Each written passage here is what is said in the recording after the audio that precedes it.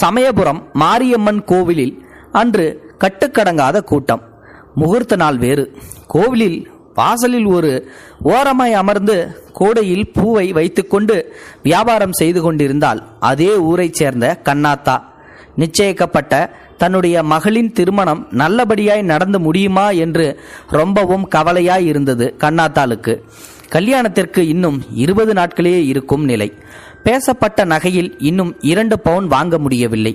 2 பவுனுக்கு எப்படியும் 45,000 வேண்டும்.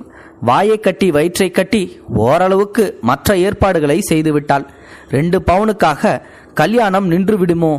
அப்படி நின்றுவிட்டால் பெண்ணின் எதிர்காலம் என்ன ஆகுமோ? அவள் கவலையோடு பூ கட்டி கொண்டு இருந்தாள். குடிகார கணவனால் எந்த பிரயோஜனமும் கிடையாது.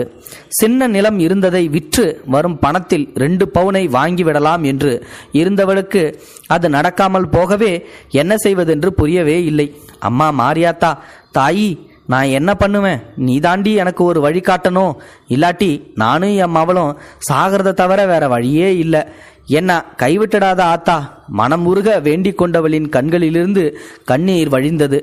கோவில் வாசலில் வந்து நின்ற காரிலிருந்து இறங்கிய 2 பெண்களும் 2 ஆண்களும் கண்ணாத்தாவின் பக்கத்தில் இருந்த பூக்கார பெண்ணிடம் ஒரு பெரிய பந்து பூ வாங்கினர்.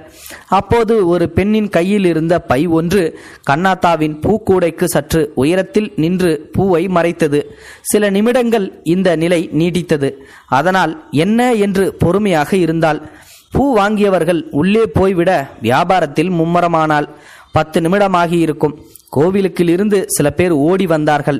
இங்கும் அங்கும் எதையோ பரபரப்பாய் தேடினார்கள். அவர்களோடு பாதுகாப்புக்கு நின்று கொண்டிருந்த காவல்துறையினரும் தேட ஆரம்பிக்க விஷயம் வெளியே வந்தது. கண்ணாத்தாவின் பக்கத்தில் இருந்த பூக்காரியிடமிருந்து பூ வாங்கி சென்றவர்கள் மகளின் கல்யாணத்திற்காக வாங்கியிருந்த நகைகளை அம்மன் திருவடிகளில் வைத்து பூஜை செய்து வாங்கி செல்ல வந்ததாகவும் அதில் 11 பவுன் திருமாங்கல்ய செயினை காணவில்லை என்றும் தெரிந்தது. கேள்விப்பட்ட கண்ணாத்தாளுக்கு வருத்தம் தாங்க முடியவில்லை. அம்மா, அவங்கள ரொம்ப சோதிக்காதம்மா. அவங்க மகளோட திருமணம் நல்லபடியா நடக்கணும். நகை யார் கையில கிடைச்சதோ அவங்க நல்ல மனசோட அதை திருப்பி கொண்டாந்து கொடுத்துடணுமா என்று மனமுருக வேண்டினாள். இன்னும் கூடையில் குறைந்த அளவே பூ இருக்க 2 முழம் பூ கொடுங்கம்மா என்று வந்து கேட்டவர்களுக்கு கூடையின் அடியில் இருந்த பூவை எடுத்து முழம் போட முனைந்தாள். கூடைக்குள் பளபளவென தங்க தாலி செயின் மின்னிக் கொண்டிருந்தது. பேரதிர்ச்சி அடைந்த கண்ணாத்தாள் அதை கையில் எடுத்துக்கொண்டு தாயி, தாயி மாரியாத்தா என்று கத்திக்கொண்டே கோவிலின் உள்ளே ஓடினாள். அம்மனின் முன் நின்று அழுது கதறும் அந்த 2 பெண்களையும் பார்த்த மாத்திரத்தில் அவளுக்கு அடையாளம் தெரிந்து போயிற்று. அம்மா, அம்மா, இதை பாருங்க, இந்தா தாலி செயின் உங்களது தானே? கண்ணாத்தாவின் கையில் இருந்த செயினை பார்த்த அவர்கள், இதுதான் நாங்க கொண்டு வந்த தாலி செயின் கிடைச்சிடுச்சு. மகமாயி தாயே, கிடைச்சிடுச்சு என்று மகிழ்ச்சியும் பரவசமும் கலந்து சொன்னார்கள்.